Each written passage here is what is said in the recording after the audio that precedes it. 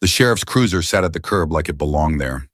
Susan stood on the front step in the same faded blue robe she always wore on Sunday mornings, except now her hands were shaking so hard the sleeves fluttered. Kara was behind her, half-hidden, peeking over Susan's shoulder like a kid caught stealing cookies, except she was 32 and she'd just ruined my life. Across the street, old Mrs. Gladys Meyer had her curtain pulled back 2 inches. She wasn't alone. 2 more neighbors hovered at their windows. In a street like ours, people didn't miss a garbage can tipping over, let alone a sheriff walking up to a house in broad daylight with a folder under his arm. The sheriff didn't raise his voice. He didn't need to. "Ma'am," he said, calm as a man reading a weather report, "this property is legally owned by Mark Ellison. You need to vacate the premises." Susan's mouth opened. No sound came out, like the air had been knocked clean out of her. Kara made a small choking noise, half sob, half protest. "That's not," she started, but she couldn't finish. Her mascara was already smudging. She looked toward me like she expected me to blink and make it all go away the way I'd always done when she was younger and she broke something or lied about something, like I'd always done for 17 years. I stood on the sidewalk, my hands in the pockets of my work jacket, feeling every set of eyes on me. I could smell cold air and leaf mold and the faint, sweet odor of somebody's dryer sheets drifting down the block. The porch light was off, but I could still picture it, the bulb I replaced last month on a ladder that wobbled, Susan holding it steady with one hand and a cup of coffee with the other, saying, "Careful, Mark," like she still cared. The sheriff turned a page. "This order is effective immediately," he said. "If you refuse, you may be removed." Susan's eyes finally found mine. I expected anger. I expected her to spit one more ugly line, the kind you can't ever take back. Instead, she looked lost, like she'd walked into a room she'd lived in for years and suddenly couldn't recognize where the light switch was. And I felt it, that old familiar pull, the urge to soften, the urge to make it easier for her. Then I remembered her voice just 3 weeks earlier, sharp as broken glass. "Get out. You don't belong here anymore." So I didn't move. I didn't rescue anyone. I just breathed slow and steady the way Diane Keller told me to, and when the sheriff paused, I said it plain. "I didn't come to argue," I told them. "I came to take my life back." There was a silence so thick it felt like snow.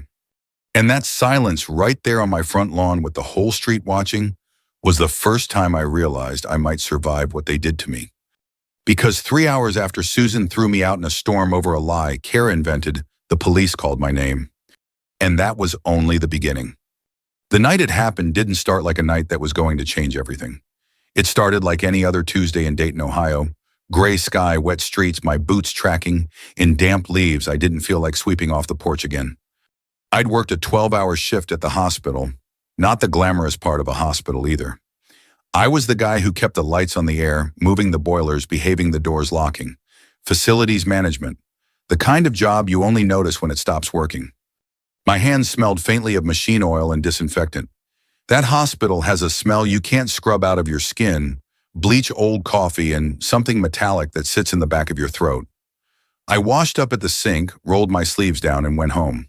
Susan had made chicken casserole, the easy kind with canned cream soup and those crunchy onions on top. It wasn't fancy, but it was warm. It was familiar. We ate at the table that had a little wobble in the back left leg, the one I kept meaning to fix. The TV was on low in the living room, local news, a car dealership ad, then some weather guy warning about the storm rolling in from the west. Kara showed up late like she always did, letting the screen door slap behind her. She didn't knock. She never knocked. She'd lived with us off and on since her 20s, drifting in when she needed to get back on her feet, drifting out when she met someone new or got tired of rules. She was wearing leggings and a sweatshirt with a college logo she never attended. Her hair was pulled up in a messy bun. She smelled like fruity vape and cheap vanilla perfume. "Hey," Susan said, forcing cheer into her voice. "We saved you some." Kara slid into the chair, eyes already on her phone. "Thanks," she mumbled. I didn't say much. After 17 years with Susan, I'd learned there were 2 kinds of nights. Nights you talked and nights you kept your head down. Kara had a mood to her, a tightness like a rubber band wound too far. Susan asked her how work was going. Kara sighed dramatically like a teenager. "Fine," she said, "whatever." That's Kara's favorite word, whatever. It means don't ask me questions, don't expect anything from me, don't make me feel like I owe you. I took my plate to the sink and started rinsing it. The casserole dish sat on the counter still steaming a little. The rain had started tapping at the window above the sink, soft at first, then steadier. Susan wiped the table. Kara scrolled. The TV droned on about a new donut place opening near the highway. And then out of nowhere, Kara's phone made a little ding sound. She froze. Her thumb stopped moving. I watched her face change in a way that made the hair on my arms lift. Her eyes widened and her lips parted as if she'd seen a ghost. Then she looked up at Susan. "Mom," she said, and her voice went thin, almost trembling. "Can I talk to you, like, right now?" Susan glanced at me, then back at Kara. "Sure, what is it?" Kara stood up, phone clutched in her hand like evidence. She didn't go to her room. She didn't ask for privacy. She walked right into the kitchen where I stood at the sink, water running. Susan followed her, and Kara pointed at me. "It's him," she said. I blinked. "What?" Kara held the phone out towards Susan, but she angled it so I couldn't see. I knew something was off. I knew it. And now I have proof. Susan's eyebrows pinched together. "Kara, what are you talking about?" Kara swallowed, then took a shaky breath, like she was about to confess something brave. "He's been messing with my stuff," she said. "My accounts, my money." My stomach dropped so fast it felt like I'd missed a step on the stairs. "What are you saying?" Kara's eyes flicked to me. There was something in them, cold calculation buried under fake fear. "I'm saying," she continued, "I checked my email, and there are logins from this house. From here. I didn't do it. And I found messages." Susan's face went pale. "Messages?" Kara nodded fast, threatening messages. Like he's watching me, like he's unstable. That word hit me like a slap. Unstable. The kind of word that turns you into a problem instead of a person. I turned off the water and faced them fully. "Susan, that's not true. I haven't touched Kara's accounts. I don't even know her passwords." Kara let out a little laugh that wasn't funny. "Of course you'd say that." Susan's eyes darted between us. "Mark? Why would Kara make that up?" My mouth opened and nothing came out at first, because I had a lot of answers and none of them would sound good. Because Kara made things up all the time. She made up excuses. She made up stories. She made up a version of herself where she was always the victim and everyone else was the villain. But I'd never seen her go for my throat like this. "I don't know," I said, and my voice sounded tired. "But it's not true." Kara's chin quivered just enough to look convincing. "Mom, I'm scared," she whispered. "I'm scared for you." Susan stiffened like those words plugged into something primal inside her. Protect the child. Believe the crying daughter. Even if the daughter was grown and the tears were a performance. I tried to keep my tone even. "Susan, listen to me. You know me. You've lived with me for 17 years. Susan's eyes flashed. "Then why does Kara feel scared?" "Because she's manipulating you," I blurted before I could stop myself. Kara gasped like I'd punched her. See how he talks? That's what I mean." Susan took a step toward me, and I saw something in her face I'd never seen directed at me before. Not just anger, not just hurt. It was disgust. "You don't get to call my daughter a liar," she snapped. I felt heat rise up my neck. My heart thumped hard in my chest. Outside, the rain picked up, rattling against the window. Wind shoved the branches of the maple tree by the driveway. "Susan," I said, "low, Kara is lying. I'm telling you straight, she's lying." Susan's hands curled into fists. "Stop." Kara's voice got softer, sweeter. "Mom, I don't want to make a big deal. I need to feel safe." Safe. Another loaded word. Another word that could turn me into a threat with one breath. Susan stared at me a long second. Then her shoulders rose as she took in air. And she let it out as a scream. "Get out." The sound bounced off the cabinets, off the refrigerator, off the tile floor I'd mopped last weekend. It didn't sound like my wife. It sounded like a stranger living in her body. "Get out of my house," she shouted. "You don't belong here anymore." I stood there, water still dripping from my hands, watching Kara's mouth tighten at the corners, just for a second, like she was trying not to smile. My first instinct was to argue, to defend myself, to list every bill I paid, every broken thing I fixed, every night I sat up with Susan when she cried about money, every time I bailed Kara out of some mess without making Susan feel guilty. But I looked at Susan's face and realized I was already convicted. So I did the only thing I could do with any dignity left. I took my work jacket off the hook by the back door, the one that still smelled like oil and winter air, and I put it on. I grabbed my wallet and my phone off the counter. My keys were in the little bowl by the door next to Susan's. Susan stood with her arms crossed, breathing hard, eyes wide, like she'd just set something on fire and wasn't sure if it would burn the whole house down. Kara stood behind her, clutching her phone like it was a weapon. I opened the door. Cold wind slapped me in the face. Rain sprayed in sideways. The porch light was off. The yard looked dark and unfamiliar. I stepped out anyway, and I didn't look back. The police didn't show up with lights and sirens. No drama, no neighbors gawking, just a calm voice on the other end of the phone, steady and professional, like he was calling to remind me my car warranty had expired.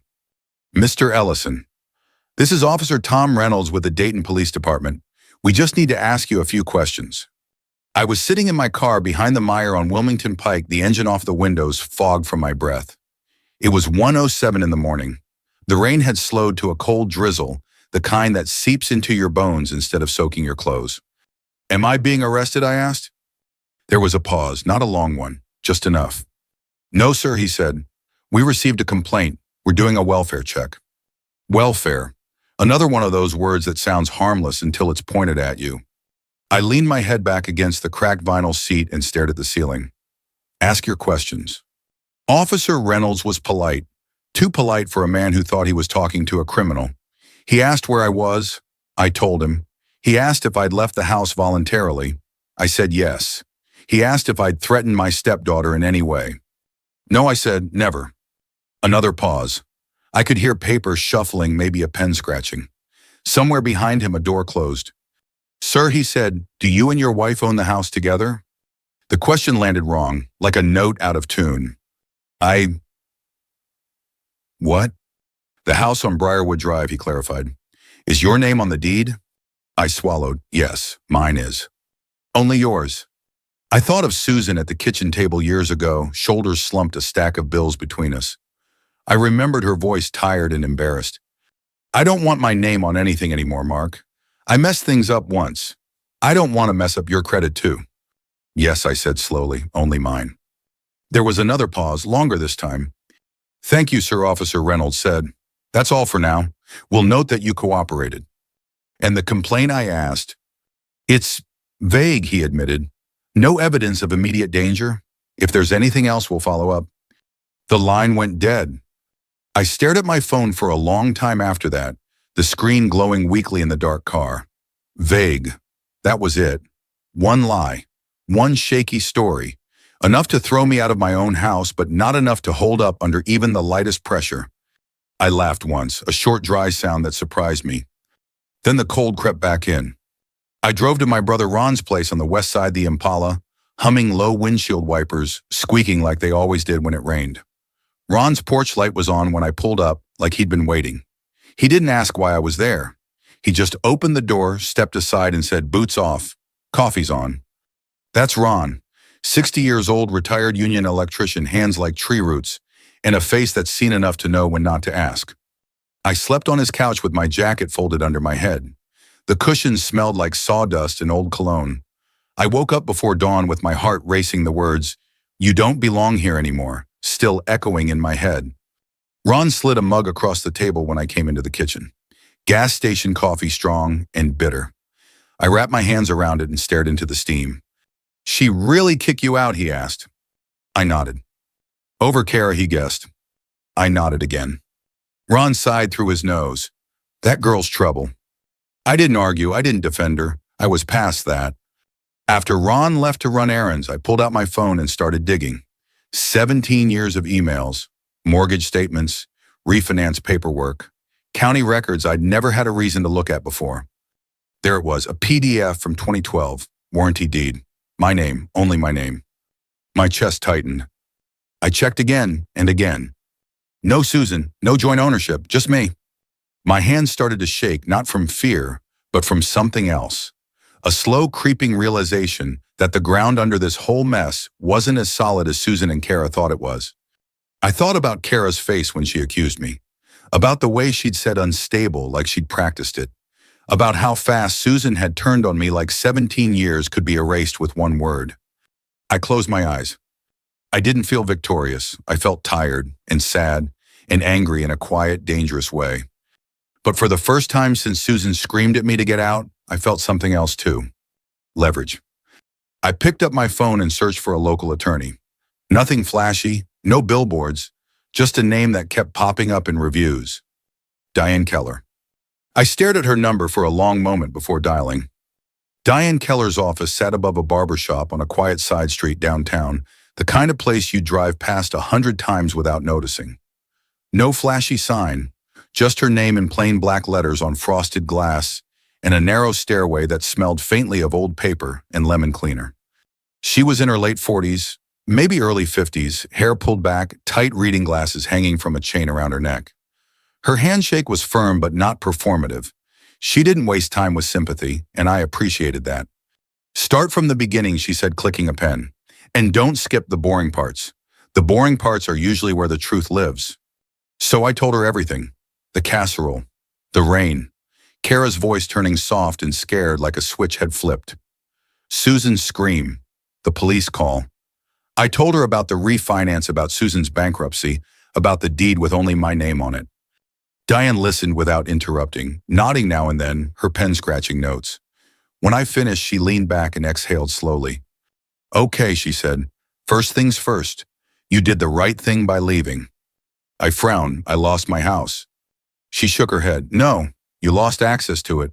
Big difference. She slid the deed copy across the desk toward me.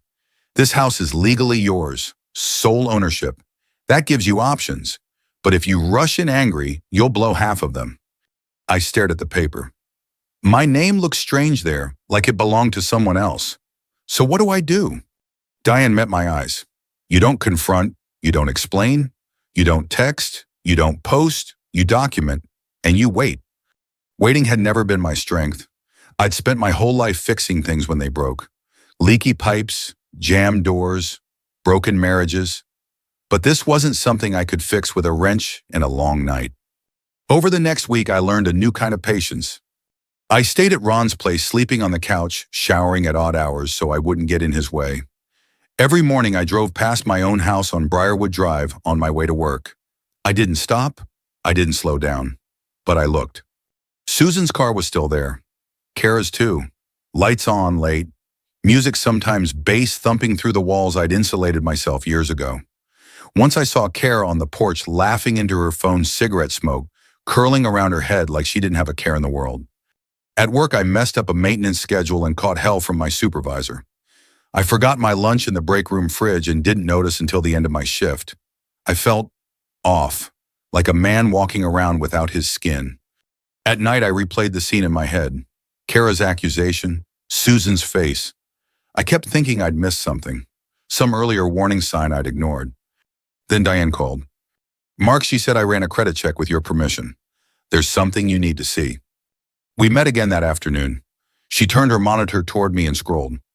Kara had been busy, store credit cards, a phone account, a small personal loan, all tied to my address, some overdue, some maxed out. I didn't open these, I said, my jaw tight. I know, Diane replied, but here's the thing. These don't just explain her lie, they explain her timing. My stomach sank. Explain. If you moved back in, she said, or if you started asking questions, she risked exposure. So she reframed you as the threat. I thought of the way Kara had looked at me across the kitchen, the fear that had seemed staged. She didn't want me gone, I said quietly. She needed me gone. Diane nodded. Exactly. The realization didn't bring relief. It brought a different kind of hurt, one that settled deep like damp in your bones. Susan still hadn't called. Not once. No apology, no questions, just silence. Then late one night, my phone buzzed. Susan. The message was short. We need to talk. I stared at it until the screen dimmed. Then I set the phone face down and went to bed. The next day, Diane walked me through the next steps, filing for exclusive occupancy, preparing notice, documenting every interaction, screenshots of Kara's social media posts about toxic men and protecting family. Copies of the lock change receipt Susan had emailed to herself without realizing I still had access to the shared account. Do not respond, Diane reminded me. Silence is not weakness, it's strategy. One afternoon while I was at Ron's kitchen table sorting papers, Susan called again. This time I answered. Mark, she said, and her voice sounded normal. Too normal. We need money. I closed my eyes. For what, I asked. Things are tight, she said. You know how it is. Kara's been under a lot of stress. I almost laughed. Almost. I'll have my lawyer contact you, I said. There was a sharp intake of breath. Your lawyer? Yes. She hung up without another word. That night I sat alone in my car outside Ron's place, the engine idling, the radio low. An old country song came on, one Susan used to hum while folding laundry. I turned it off. For the first time since this started, I didn't feel like a man waiting to be rescued. I felt like a man standing on the edge of something irreversible. My phone buzzed again, a text from Diane. Do you still have your spare keys in the garage code? Yes, I typed back. There was a pause. Good, she replied. Don't use them. Not yet. I leaned back in the seat, staring up at the dark Ohio sky, and understood what she meant. This wasn't about getting back in. It was about letting the truth walk in on its own. Susan didn't call again for a while. Neither did Kara. That silence felt strange at first, like the quiet after a storm, when you're waiting to see what's been knocked loose. Then I realized something else was happening. They thought they'd won. I started seeing it in small ways. Kara's social media post popped up in my peripheral vision screenshots Ron sent me with a raised eyebrow emoji. Quotes about cutting toxic people out. A selfie on my front porch, her head tilted just right, so the house looked like a prize behind her. A picture of her holding a mug I recognized instantly. Blue ceramic. A hairline crack near the handle. I bought that mug in Nashville in 2010. Susan and I had gone down for a weekend, stayed in a cheap hotel near the river. She said it reminded her of my hands, solid, dependable. Seeing Kara wrap her fingers around it made my jaw clench. At work, I kept my head down. The hospital didn't care that my marriage had blown up. Air handlers still needed filters. Doors still stuck. I missed a valve on a routine check one afternoon and caught myself just before it turned into a bigger problem. My supervisor glanced at me and said, "You okay, Mark?" "Hey." "Yeah," I said, "just tired." That was true. I was bone tired. The kind that sleep doesn't touch. One evening, Ron slid a plate of meatloaf across the table and said, "You're grinding your teeth." I hadn't noticed. I forced myself to unclench my jaw. I keep thinking if I'd said something different. Ron shook his head. You could have read her the Bible and she'd still have believed her kid. He wasn't wrong. The lock change receipt came through our old shared email account late one night. Susan must have forgotten I still had access. There it was in black and white, date, time, company name.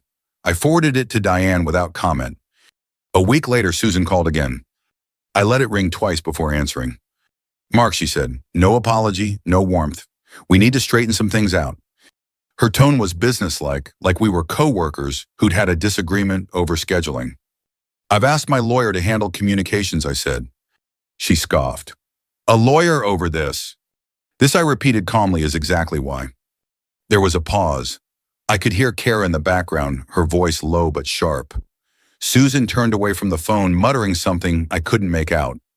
Then Susan came back on the line. "Kara's under a lot of stress. Bills, car trouble. You know how things add up." I looked out the windshield at Ron's driveway, cracked concrete I'd helped patch years ago. "I'm sure they do." So Susan continued, "We thought maybe you could help out, just until things settle." There it was, not guilt, not regret, an invoice. "I won't be sending money," I said. Susan inhaled sharply. "After everything we've been through." "Yes," I said, "after everything." She hung up. That night, Diane emailed me a draft notice. Formal language. Dry. Precise. It felt strange seeing my life reduced to paragraphs and bullet points, but there was comfort in it too. Paper doesn't lie. Paper doesn't shout. We filed for exclusive occupancy and scheduled service through the sheriff's office. Diane warned me it wouldn't be immediate. There were steps, notices, timelines. "Let them keep thinking they're safe," she said. "People make mistakes when they think no one's watching." Kara made plenty. She started having friends over. Cars parked half up on the lawn, music louder, trash bags piled near the garage. A neighbor texted Ron, assuming the message would get to me somehow. "Everything okay over there?" the text read. I didn't reply. I documented. One afternoon, Kara posted a long rant about men who think money equals control. She didn't name me. She didn't have to. The comments rolled in sympathy, encouragement, hearts, and angry faces. Diane saved every screenshot. I tried not to watch too closely. It wasn't good for me. But sometimes, late at night, I'd sit in my car with the engine off and look at the house from down the block. Lights on, shadows moving, my house occupied by people who thought I was gone for good. The urge to confront rose up in me like acid. To march up, pound on the door, demand my life back. Every time it did, I remembered Diane's voice. Silence is strategy. Then came the call I wasn't expecting. Susan again. This time she sounded different, edgier. We need to talk, she said, in person. No, I replied. Mark, she snapped, irritation bleeding through. This is getting ridiculous. What's ridiculous, I said evenly, is that you threw me out over a lie and haven't apologized once? Silence. Kara says Susan started. I cut her off. Have your lawyer talk to mine. There was a sharp breath, then the click of the line going dead. I sat there afterward, phone in my hand, heart pounding. Saying no didn't feel good. It felt necessary. The next morning, a message from Diane lit up my screen. We're set, it read, tomorrow, 11:30 a.m. Be there. Say nothing unless asked. I stared at the time for a long moment. Tomorrow. I went to work and fixed what needed fixing. I came home to Ron's and folded my jacket, smoothing out the creases. I slept in short stretches, waking to the hum of the refrigerator and the weight of 17 years pressing down on my chest. At 10:45 the next morning, I drove toward Briarwood Drive. The sky was a pale Ohio blue, cold and clear. The street looked the same as it always had. Except this time, I wasn't the one being watched. The sheriff's cruiser pulled up right on time. 11:29 a.m. I was already there, parked a few houses down, engine off, hands resting on my thighs to keep them from shaking. I'd worn my work jacket, the one with my name stitched on the chest in faded blue thread, not to make a statement, just because it was mine. The cruiser stopped in front of the house like it had done it 100 times before. No lights, no siren, just tires on pavement and a door opening with a solid final thud. Susan opened the front door before the sheriff even reached the steps. She must have been watching through the blinds. She wore jeans and a sweater this time, hair pulled back too tight. She looked smaller than I remembered, tired. Kara appeared behind her barefoot arms, folded face already set in that familiar mix of defiance and wounded innocence. Across the street, curtains moved. Mrs. Gladys Myers stood at her living room window, hands on her hips. She'd lived on that block longer than anyone. If something happened on Briarwood Drive, Gladys knew. The sheriff spoke first, calm, measured. Ma'am, he said, I'm here to serve notice. Susan blinked. Notice of what? He opened the folder. This property is legally owned by Mark Ellison, he read. Sole ownership. You and any other occupants are required to vacate the premises in accordance with this order. Kara laughed, a short, sharp sound. That's not possible. The sheriff didn't look at her. Miss, this doesn't require your agreement. Susan's face drained of color. There must be a mistake, she said. My husband.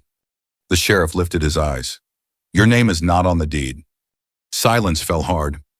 I saw it ripple down the block. A neighbor stepped out onto her porch. Another pretended to check the mail. Mrs. Gladys leaned closer to the glass. Kara's confidence cracked. No, she said. Mom, tell him he's wrong. Susan's mouth opened, closed. She looked at the sheriff. Then finally she looked at me. I stepped forward, then slow and deliberate. Every footstep felt heavy, like I was walking through mud. I didn't come to argue, I said. I came to take my life back. The words landed and stayed there. Kara's eyes filled with tears instantly. She turned to the sheriff, voice trembling. Officer, I don't feel safe. He's always been unstable. There it was again, that word. The sheriff glanced at her, then back at his paperwork. That allegation is noted, he said, neutral. It doesn't change the order. Kara's shoulders shook. She cried louder now, the kind of cry meant to draw attention, to pull sympathy out of thin air. No one moved to comfort her. Susan swayed slightly, like she might sit down on the porch steps. Mark, she whispered, we can talk about this. I shook my head once. We had 17 years to talk. The sheriff cleared his throat. You'll be given time to gather personal belongings. Any resistance will be documented. Mrs. Gladys opened her front door and leaned out. Well, she said loudly, I always wondered how Kara afforded all that new stuff. Kara snapped her head toward the sound rage flashing through her tears. The sheriff turned another page. There are also pending inquiries related to financial activity connected to this address, he said. You may be contacted regarding that separately. Kara went very still. Susan looked between us, understanding dawning too late. She pressed a hand to her mouth. I didn't feel triumphant. I felt empty, clean, like a wound that had finally stopped bleeding. As the sheriff stepped back toward his cruiser, I looked at the house one last time. The porch, the door, the windows I'd replaced myself after a storm years ago. It wasn't victory. It was closure. I didn't go inside after they left. I stood on the sidewalk for a minute longer, hands still in my jacket pockets, listening to the quiet settle back over Briarwood Drive. The neighbors drifted away one by one. Curtains closed. A mailbox clanged shut. Life moved on the way it always does, even after something breaks. Susan didn't say another word. She just watched me from the porch as the sheriff drove off, her face pale and unreadable. Kara had already disappeared back into the house, slamming the door hard enough to rattle the glass. I turned and walked back to my car. That was the last time I stood in front of that house as a married man. The weeks that followed were strangely calm. Too calm at first. I kept waiting for another explosion, for angry calls, threats, accusations, but they never came. Diane handled the paperwork. Everything moved forward the way she said it would. Slowly, legally, without drama. I stayed with Ron a little longer, then found a small one-bedroom apartment closer to the hospital. Nothing fancy. Beige carpet, a view of the parking lot. But the heat worked, the locks were solid, and at night no one yelled my name like it was an accusation. I bought a used recliner from a guy down the road and a cheap coffee maker from Target. The first morning I sat there drinking my coffee, listening to the low hum of traffic outside, I realized something surprising. I could breathe again. 3 months after the sheriff came, Susan sent a text. Kara moved in with her new boyfriend. The apartment is tiny. Things are hard right now. Could we meet and talk? I read it once, then again. 17 years of memories flickered through my mind. Holidays, arguments, quiet mornings, promises made and broken. I felt the old pull, that instinct to fix, to soften, to take responsibility for something that wasn't mine anymore. I deleted the message. No reply, no explanation, just silence. Not out of cruelty, out of self-respect. I don't tell this story because I won. I tell it because I survived. Because I learned that loyalty doesn't mean erasing yourself, and love doesn't mean accepting a lie just to keep the peace. I didn't get revenge by yelling. I didn't humiliate anyone with my hands. I let the truth do the work. I stepped back, stayed quiet, and let the paperwork speak louder than anger ever could. And if you're listening to this and it feels uncomfortably familiar, if you've ever been blamed, discarded, or made to feel invisible after giving someone your best years, know this. Walking away isn't losing. Sometimes it's the strongest thing you can do. If this story meant something to you, take a moment to reflect on it. Share it with someone who might need to hear it. And if you want more real stories about dignity, truth, and quiet justice, consider subscribing. Thank you for listening.